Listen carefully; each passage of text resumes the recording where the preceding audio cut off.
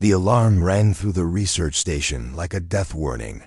Dr. Elena Martinez ran down the metal hallway, her boots making loud sounds on the floor. Behind her, 3 security guards followed with their weapons ready. They all knew what the alarm meant. The creature was awake again. Elena stopped at the thick glass window that looked into the containment room. Inside the room stood the most dangerous thing she had ever seen. The Vorthek was 12 feet tall, with black scales that glowed with strange blue and green lights. Its claws were as long as knives, and its yellow eyes burned like fire. The creature paced back and forth like a caged animal, but Elena knew it was much more than an animal. It was smart, maybe smarter than them. "How long has it been active?" Elena asked Security Chief Ben Wright, who stood beside her with a worried look on his face. "About 2 hours, Ben said. It's been testing the force field again. Every day. It finds new ways to push against the barriers." Elena watched the creature move. For 3 months, they had kept it here on the mining colony of Kepler 442b. For 3 months, it had refused to cooperate with anyone. The best mind readers in the galaxy had tried to speak with it. The Zenthari could read thoughts from across a room. The Catherians could plant ideas in people's heads. None of them could get through to the Vorthek. The creature suddenly stopped, moving, and looked right at Elena through the glass. Its glowing patterns changed from blue to deep red. Elena felt a chill run down her back. Sometimes she felt like the creature could see into her soul. "Dr. Martinez," called a voice behind her. She turned to see Dr. Paul Hudson, the colony's chief scientist, walking toward them with a message pad in his hand. His face looked grim. "What is it, Paul?" Elena asked, though she already knew the news would be bad. "Message from the Federation Council," Paul said, handing her the pad. "They're losing patience.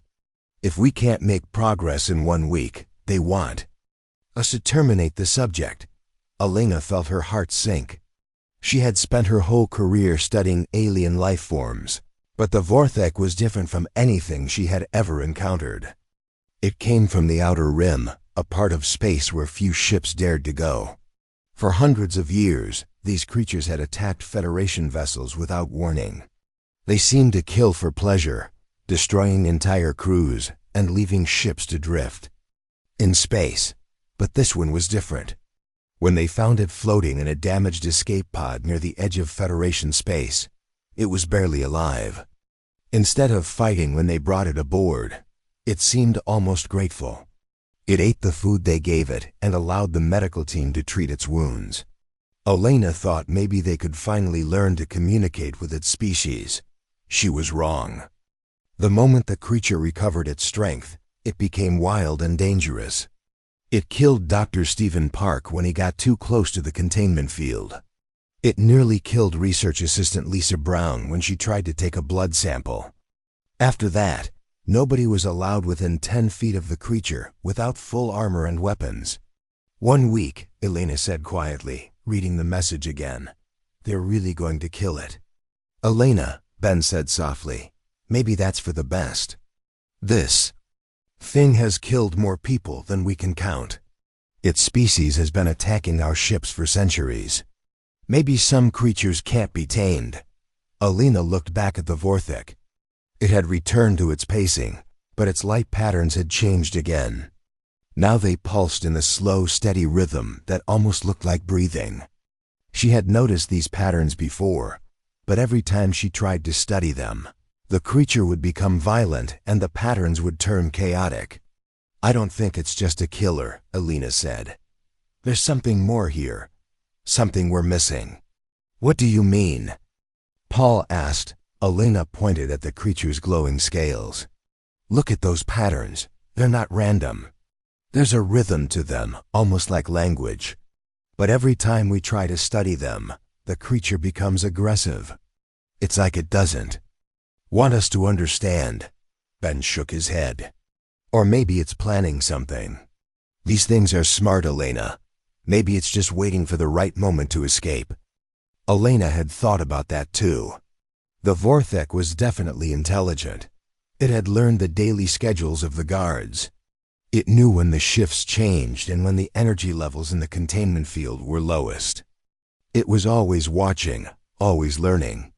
But there was something else in its eyes that bothered Elena, something that looked almost like sadness. "Dr. Martinez," came another voice. Elena turned to see Jake Morrison, the colony administrator, walking toward them. Jake was a big man with gray hair and tired eyes. Running a mining colony was hard work, but dealing with the Federation's most dangerous prisoner was making it worse. "Jake," Elena said. "I suppose you heard about the Council's message." Jake nodded. 1 week to make progress or they terminate the creature. Elena, I have to be honest with you. Part of me thinks they're right. This thing has the whole colony on edge. People are scared to sleep at night. They keep thinking it might break out. Elena understood their fear. The containment room was built with the strongest materials in the galaxy. The force fields could stop a battleship.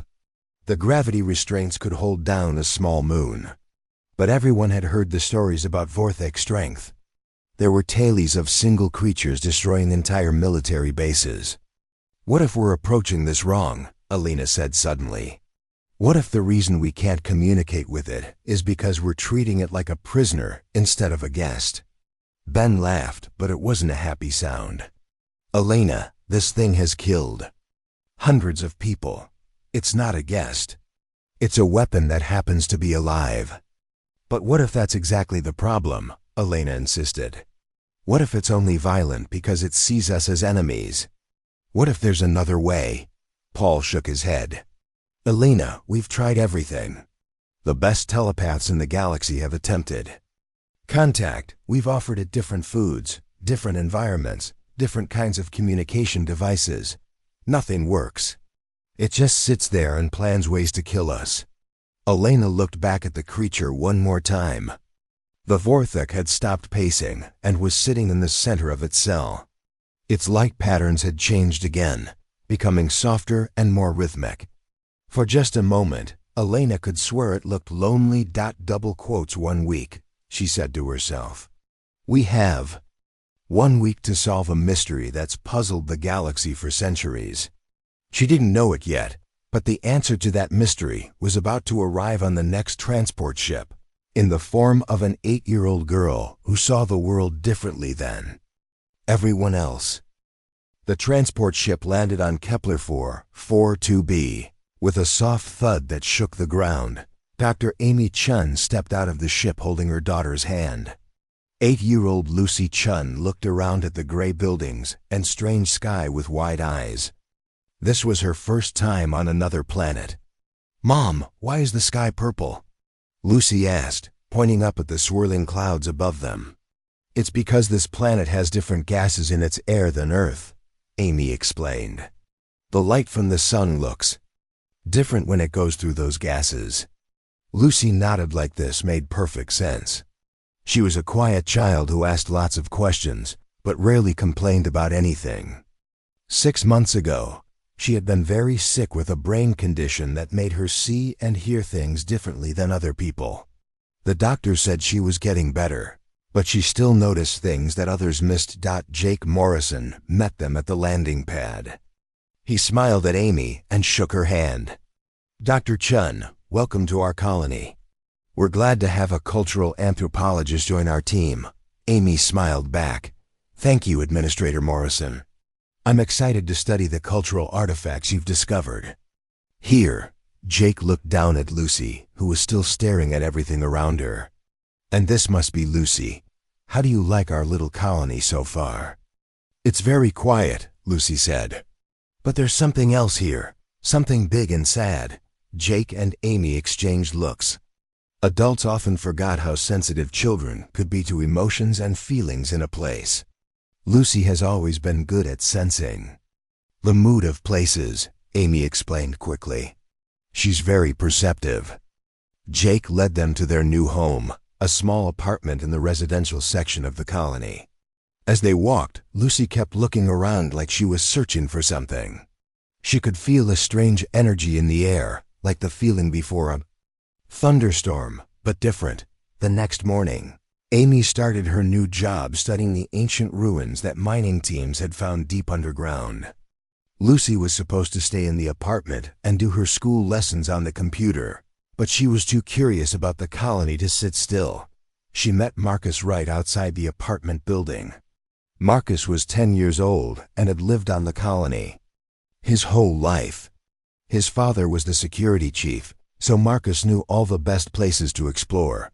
"Want to see something cool?" Marcus asked Lucy after they had talked for a few minutes. Lucy nodded. Marcus led her through the colony, showing her the mining equipment, the hydroponic gardens where they grew food, and the communications center where they talked to other planets. "The coolest thing is in the research building," Marcus said as they walked. "But my dad says I'm not supposed to go there anymore." "Why not?" Lucy asked. Marcus looked around to make sure nobody was listening. "Because they have a monster locked up in there. A real alien monster that kills people." Lucy felt. Her heart beat faster, but not from fear. The strange, sad feeling she had noticed when she first arrived was stronger now. It was coming from the direction of the research building. "What kind of monster?" she asked. "It's called a Vorthik," Marcus said. "It's huge and scary with claws and glowing skin. My dad says it killed 2 people already. They keep it in a special prison with force fields and everything." Lucy thought about this as they walked. She had learned in school that many things that seemed scary were actually scared themselves. Maybe this monster was like the big dog she had met once that barked loudly, but just wanted someone to pet it. "Can we see it?" Lucy asked. Marcus looked surprised. "Aren't you scared?" Lucy shook her head. "I don't think it's really a monster. I think it's just alone." Marcus thought about this. He liked Lucy because she wasn't afraid of things like other kids. "There's an observation deck on the 3rd floor," he said finally. "We can see into the containment room from there. But we have to be really quiet." They snuck into the research building through a side door that Marcus knew was usually unlocked. The hallways were empty because most of the scientists were having lunch. They climbed the stairs to the 3rd floor and found the observation deck. Lucy pressed her face against the thick glass window and looked down into the containment room. What she saw made her gasp, but not from fear. The creature was sitting in the middle of the room with its back to the window. It was big, just like Marcus had said, but it didn't look like a monster to Lucy. Its black scales glowed with soft blue and green lights that pulsed in a slow, steady rhythm. The lights were beautiful, like stars twinkling in the night sky. "It's not scary," Lucy whispered. "It's sad." Marcus looked at her like she was crazy. "Lucy, that thing could tear you apart with its claws." But Lucy wasn't listening. She was watching.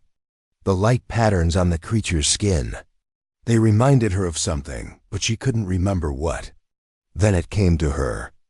The patterns looked like the way her heart felt when she was lonely and missed her friends back on Earth. The creature suddenly stood up and turned around. It looked right at Lucy through the window. Its yellow eyes met hers, and Lucy felt a strange connection, like when she looked at pictures of faraway places and imagined what it would be like to visit them. The creature's light patterns changed. Instead of the slow, sad rhythm, they became brighter and more complex. Lucy watched, fascinated. It was like the creature was trying to tell her something.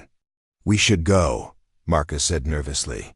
"If someone finds us here, we'll get in big trouble." But Lucy couldn't leave.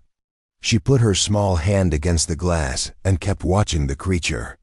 The creature moved closer to the window and looked up at her. Its light patterns became even more complex, almost like music that you could see instead of hear. Lucy began to hum softly.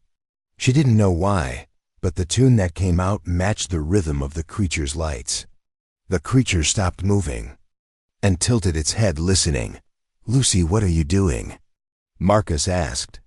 "I think it's trying to talk to me," Lucy said, still humming. The creature moved even closer to the window. It raised one of its large hands and placed it against the glass, right where Lucy's small hand was on the other side. The light patterns on its skin became gentle and warm, like a sunset. For several minutes, Lucy and the creature stayed like that, with only the glass between them. Lucy felt the sadness she had sensed before, but now she understood it better. The creature wasn't angry or evil, it was homesick. "It wants to go home," Lucy said quietly. "What?" Marcus asked. "The monster isn't a monster," Lucy said, turning to look at Marcus. "It's just lost and scared and wants to go home, just like I did when I was sick in the hospital." Footsteps echoed in the hallway outside. Marcus grabbed Lucy's arm. "Someone's coming. We have to go now." They ran from the observation deck and down the stairs, but Lucy kept thinking about the creature and its beautiful lights. She didn't understand why the adults were so afraid of it.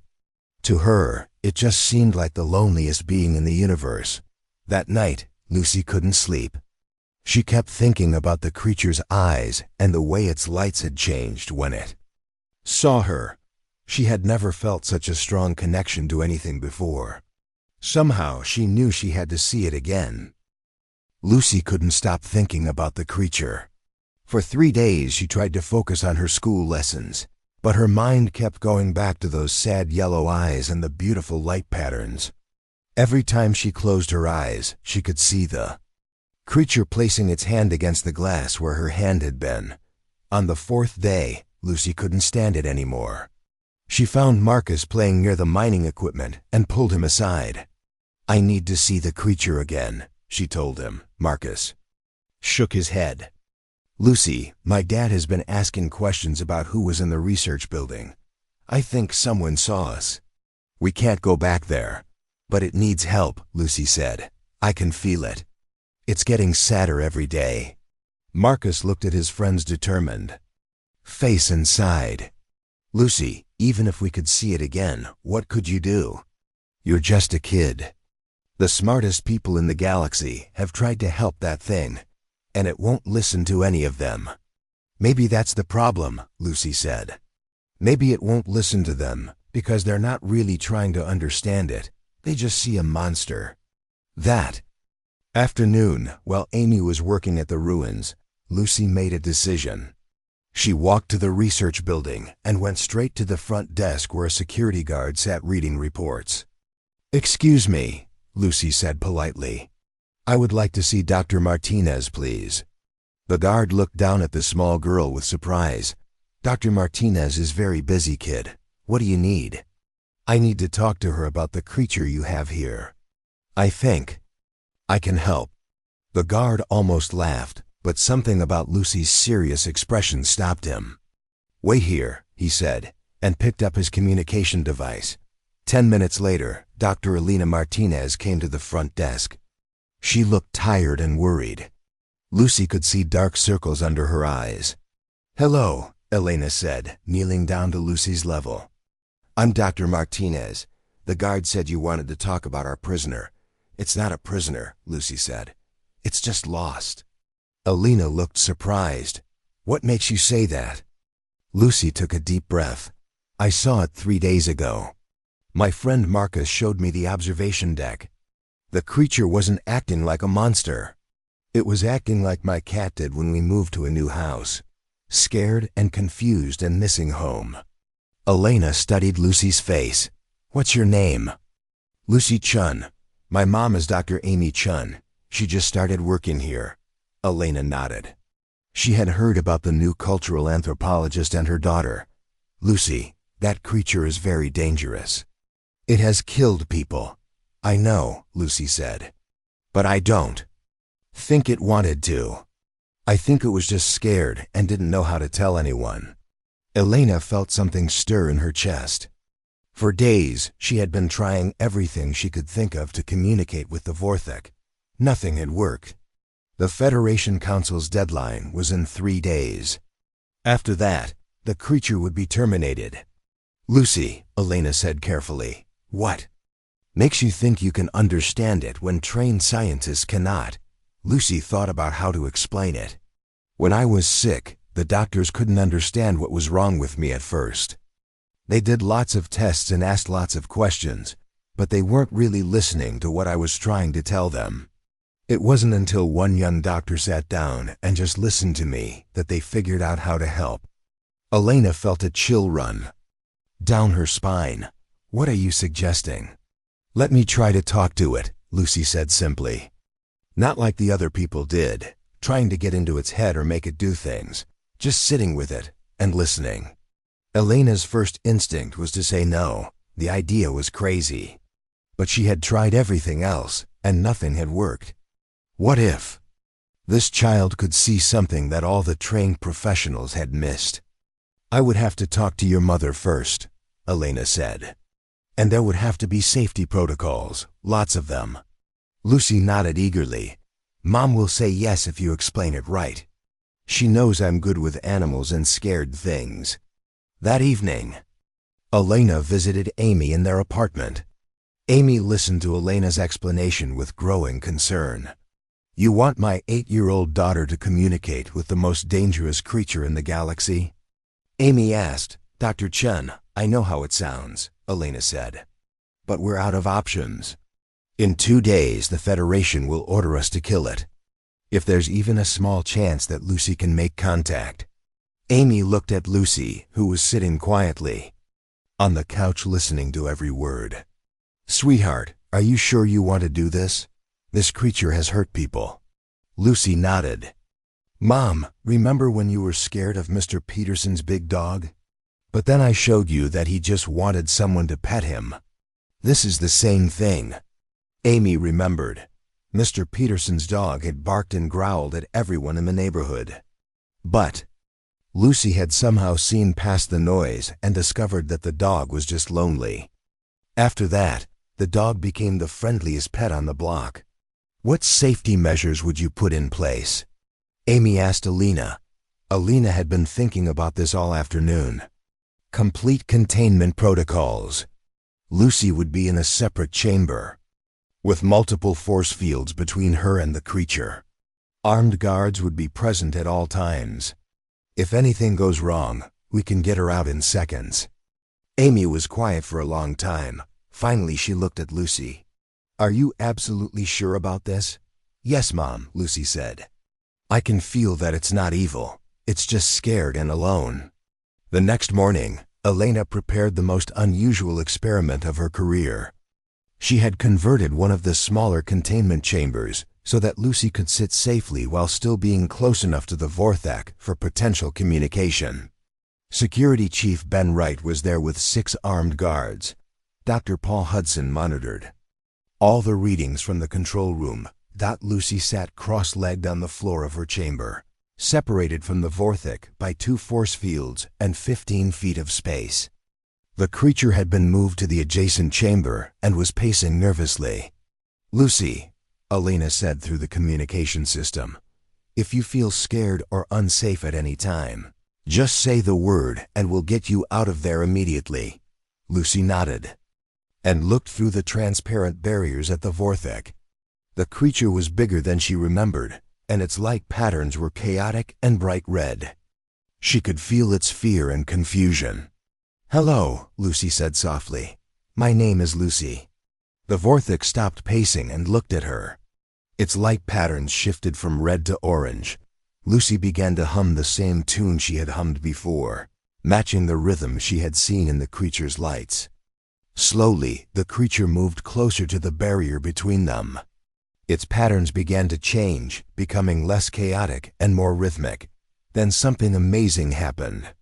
The creature began to make sounds back to her. Not roars or growls, but something that sounded almost like singing. The sounds matched Lucy's humming, but they were deeper and more complex. It's trying to sing with me, Lucy whispered to the observers. For the next hour, Lucy and the Vorthek continued their strange conversation of sounds and lights. Gradually, the creature's fear seemed to fade. Its light patterns became gentle and beautiful, like a light show against the stars. Finally, Lucy stood up and walked as close to the barrier as she was allowed. The Vorthek approached from the other side. They stood facing each other with only the force fields between them. "You're not from here, are you?" Lucy said gently. "You're very far from home." The creature's lights pulsed once, slowly, like a nod. "You want to go back to your family," Lucy continued. Another slow pulse. Lucy turned to the observation window, where the adults were watching with amazement. "His name is Kethver," she said. "It means far from star home. He's not a monster. He's just lost and wants to go home." The news of Lucy's breakthrough spread through the colony like wildfire. Within hours, scientists from across the galaxy were calling to hear about the child who had spoken with a Vorthek. The Federation Council demanded daily reports. Everyone wanted to know how an 8-year-old girl had succeeded, where their best experts had failed. But Lucy didn't care about being famous. She cared about Kethver. Every day, she visited him in the containment chamber. Through their strange conversation of lights and sounds, she learned more about his people and his world. Kethver showed her images through his bioluminescent patterns. Lucy saw pictures of a world with crystal mountains and purple oceans. She saw other Vorthek living in great cities that looked like they were made of light itself. She saw families and children and elders, all living together in peace. "They're not warriors," Lucy told Dr. Martinez after one of their sessions. "They're guardians. They protect special places throughout the galaxy." Elena listened carefully as Lucy explained what she had learned. The Vorthek weren't attacking Federation ships for fun or food. They were trying to protect ancient sites that humans had stumbled upon without knowing their importance. "Kethver says his people have been the guardians for thousands of years," Lucy continued. "There are old ruins and artifacts scattered across space, left by people who lived long before any of us. The Vorthek promise to protect these places, but they can't communicate with other species to explain." This revelation changed everything. Elena immediately contacted the Federation Council to share Lucy's discoveries. If the Vorthek were guardians rather than killers, then centuries of conflict had been based on a terrible misunderstanding. But the Federation Council was slow to believe such amazing news. They wanted proof. They wanted more communication. They wanted guarantees that this wasn't some clever trick by the Vorthek to lower human defenses. Meanwhile, Lucy continued her daily visits with Kethver. She learned that he had been on a mission to check on one of the ancient sites when his ship was damaged by a solar storm. His escape pod had drifted for months before the Federation patrol found him. "He's been trying to call his people," Lucy told her mother one evening. "But the containment fields block his signals. His family doesn't know where he is." Amy watched, her daughter with amazement and concern. Lucy had become famous across the galaxy, but she was still just a child. The weight of being the only person who could communicate with Kethver was enormous. "Are you okay, sweetheart?" Amy asked. "This is a lot of responsibility for someone your age." Lucy nodded, but Amy could see the tiredness in her eyes. "I'm okay, Mom, but Kethver isn't. He gets sadder every day. He needs to go home." The answer to Lucy's prayers came 2 weeks later. Colony sensors detected multiple ships approaching the system. They weren't Federation vessels. They were something entirely new. Jake Morrison called an emergency meeting. "We have 5 unknown ships on approach," he announced to the gathered scientists and security personnel. "They're not responding to our communications, but they're not showing any hostile behavior either." Elena felt her heart race. "Could they be Vorthek ships?" "Unknown," Jake replied, "but they're heading straight for us." Lucy was with Kethver when the ships arrived. The moment they entered the system, Kethver became more excited than Lucy had ever seen him. His light patterns blazed with bright colors, and he made sounds that seemed like joyful singing. "They're his people," Lucy said to Elena through the communication system. "His family came to find him." But the colony's defenses were automatically charging up. Security Chief Ben Wright was preparing for possible attack. The Federation had trained them to see Vorthik ships as deadly enemies. "Don't shoot at them," Lucy said urgently. "Please, they're just here to get Kethver." Elena ran to the control room where Jake was coordinating the colony's response. "Jake, don't fire on those ships. They're here peacefully." "How can you know that?" Jake asked. "Because Lucy is communicating with our prisoner, and he says they're his family," Elena replied. Jake looked torn. His training told him to defend the colony. But if Elena was right, firing on the Vorthik ships would destroy any chance of peace. "Dr. Martinez," came a voice from the communication station. "The Vorthik ships are transmitting something. It's not in any language we recognize, but it's definitely a communication attempt." Elena had an idea. "Can you patch the transmission through to the containment chamber?" "Yes, but why?" "Let Lucy and Kethver hear it. Maybe they can help us understand." The transmission came through the speakers in Kethver's chamber. It was a series of musical tones and light patterns. Kethver responded immediately, his own lights blazing with complex patterns. Lucy listened carefully. "They're asking if Kethver is safe," Lucy translated. "They want to know if we're going to hurt him." Elena grabbed the microphone. "Lucy, can you ask Kethver to tell them we want peace? Tell them we didn't understand before, but now we do." Lucy spoke to Kethver in their special combination of sounds and gestures. Kethver's response was long and complex, his light patterns shifting through many colors. The transmission from the Vorthek ships changed. The tones became softer, less urgent. "What did he tell them?" Elena asked. Lucy smiled. "He told them about me. He said humans can learn and that we want to be friends. He asked them to come down and meet us." Over the next few hours, the impossible happened.